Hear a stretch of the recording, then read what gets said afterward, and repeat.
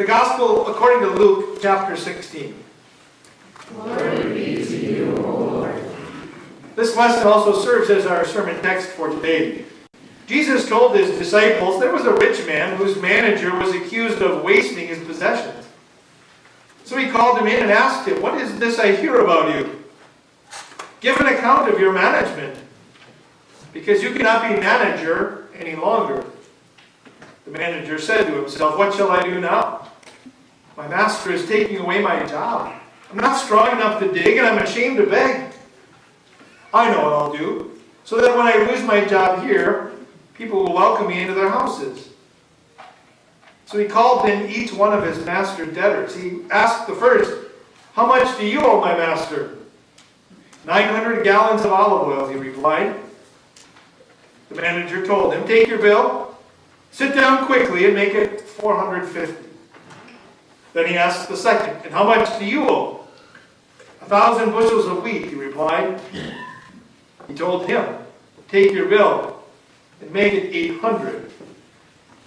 The master commended the dishonest manager because he had acted shrewdly. The people of this world are more shrewd in dealing with their own kind than are the people of the light. I tell you, use worldly wealth to gain friends for yourselves, so that when it is gone, you'll be welcomed into eternal dwellings. Whoever can be trusted with very little can also be trusted with much. And whoever is dishonest with very little will also be dishonest with much. So if you have not been trustworthy in handling worldly wealth, who will trust you with true riches?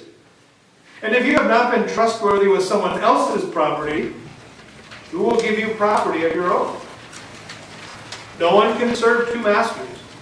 Either you will hate the one and love the other, or you will be devoted to the one and despise the other.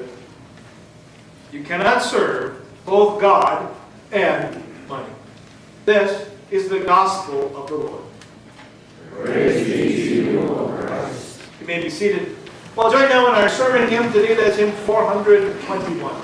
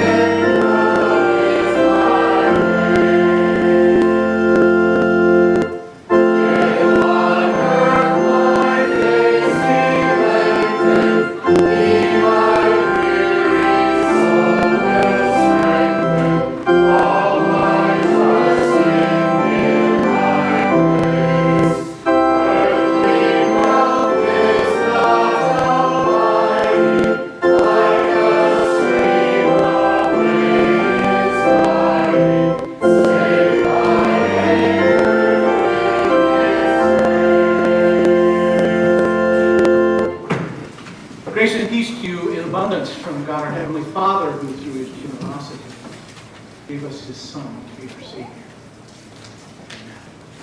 That portion of God's Word selected for our devotion today is the Gospel lesson which you heard moments ago. And we'll hear it again during the course of the sermon. You know, I have cable, and with cable you get all these channels, and now in retirement, you got to be concerned about how your retirement fund is holding up. So every once in a while I'll tune to one particular network. It's a business channel. We've got all these financial gurus and wise people who know how to manage money. I was kind of curious in some of those people. I looked them up, and right there on Google, it mentioned how much they're worth. You realize these are people that know what they're talking about. They went from nothing to holding a lot of stuff. A lot of wisdom there in the matter of dealing with earthly wealth. Today, Jesus tells us a story about management of earthly wealth. You might be surprised to hear that Jesus would be talking about money. It seems like kind of a dirty thing to be talking about. But I mean, who else has the authority to speak about money? Indeed, all that exists. God, not Jesus. And so Jesus tells his disciples a story, a parable that touches on this matter of the responsibility that each of us is given in making use of what God has entrusted to us. We could limit it to money, but we want to make it a little broader than that because God has entrusted all kinds of wealth to each of us, how poor or rich you may think you are. We each get 24 hours in a day, for example. We breathe the same air. Some of us have more money than others. Some of us have various talents that others do not, and vice versa. But to each of us has been given much, a trust, if you will, to be used faithfully. Now, in Jesus' story, we come to know a man we might say is the hero of the story, I guess. I mean, later we hear that he is called dishonest. And yet, Jesus commends him, or the master of the story commends him for his shrewdness. And so Jesus teaches us something we can learn here, a sound lesson, we might say, sound advice from a shrewd manager. This particular man in the story, you no doubt followed along there, well, the word got back to the master that things weren't right in the office. Something wasn't going. This manager wasn't living up to the expectations that the master had of one who was managing his possessions. And he confronted him. Listen to those words again. Jesus told his disciples there was a rich man whose manager was accused of wasting his possessions. So he called him in and asked him, "What is this I hear about you? Give an account of your management, because you cannot be manager any longer." The manager said to himself, "What shall I do now? My master is taking away my job, and I'm not strong enough to dig, and I'm ashamed to beg."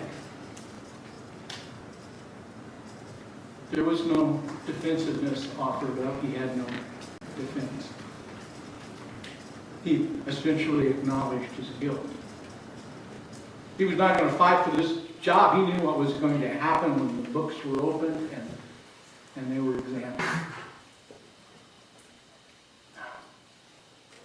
And the lesson we learned from the shrewd manager is that we need to be concerned about the day of our accounting.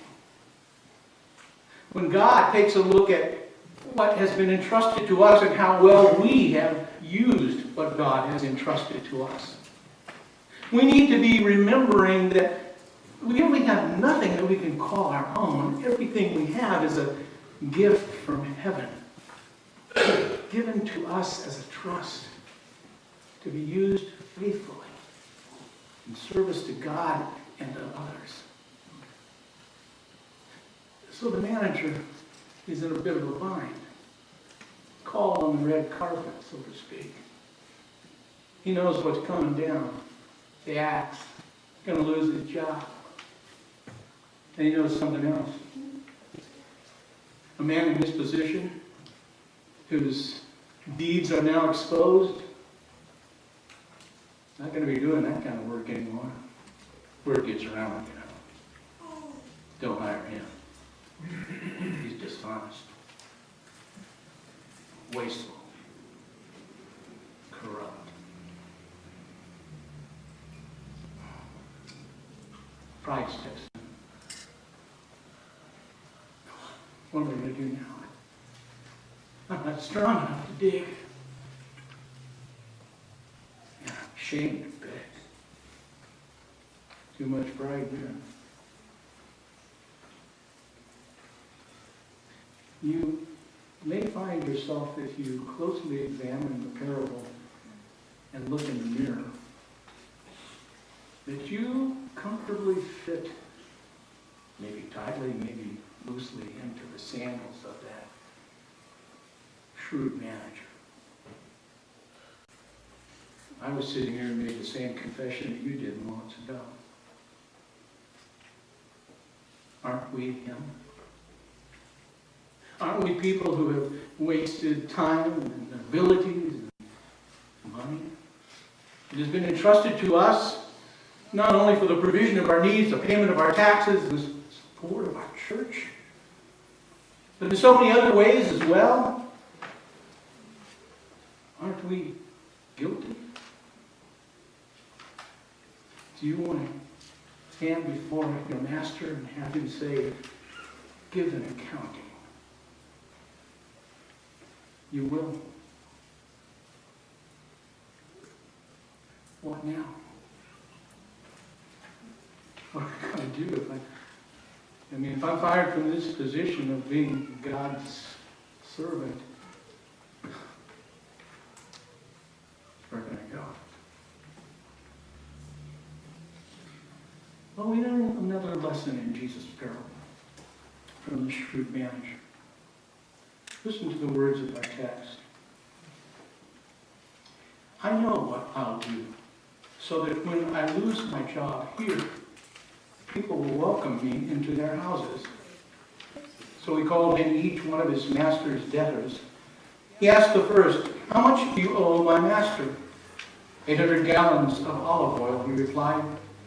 The manager told him, take your bill, sit down quickly, and make it 400. Then he asked the second, and how much do you owe? 1,000 bushels of wheat, he replied. He told him, take your bill and make it 800. The master commended the dishonest manager because he had acted shrewdly. For the people of this world are more shrewd in dealing with their own kind than are the people of the light. I tell you, Jesus says, use worldly wealth to gain friends for yourselves, so that when it is gone, you will be welcomed into eternal dwellings. Jesus telling us to be Robin Hoods? Steal from others, give to the poor? No. Again, he's telling us to make use of what's been given to you in the right way. To be faithful in the use of the gifts. To support your church. To look out for the needy. To help your friends in need. To make use of all of those gifts and abilities and time that God has entrusted to you in service to Him. Well, that doesn't mean you don't get some for yourself. Heaven knows most of that we use for ourselves every day.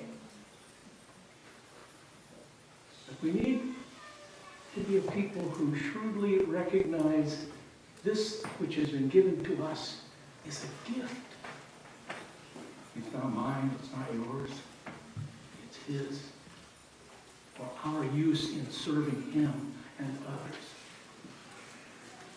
How is the gospel go to the ends of the earth? It's not because of the people of God supporting the mission work of the church to carry that gospel out. How are we going to have pastors and teachers to fill our pulpits and classrooms if we do not support the educational system of our synod, for example, to prepare men and women for these called worker positions,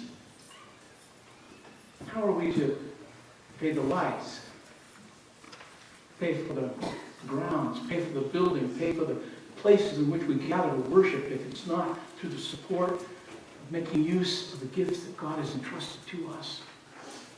Oh, and not just on money. That's the easy part, isn't it? Not much effort involved in writing out a check. Getting easier now. Just electronically transfer the money to the church. But how about the use of time? Time to be at that meeting, time to help volunteer, time to assist in some way in the church, time to go and visit a neighbor who doesn't know Jesus, to share with him or her that saving message that has been entrusted to each of us. This whole matter of making friends, it's not what Jesus did. He laid down his life. No greater love has anyone than to lay down his life for his friends. He made friends by making a sacrifice of a perfect life lived in their place, our place.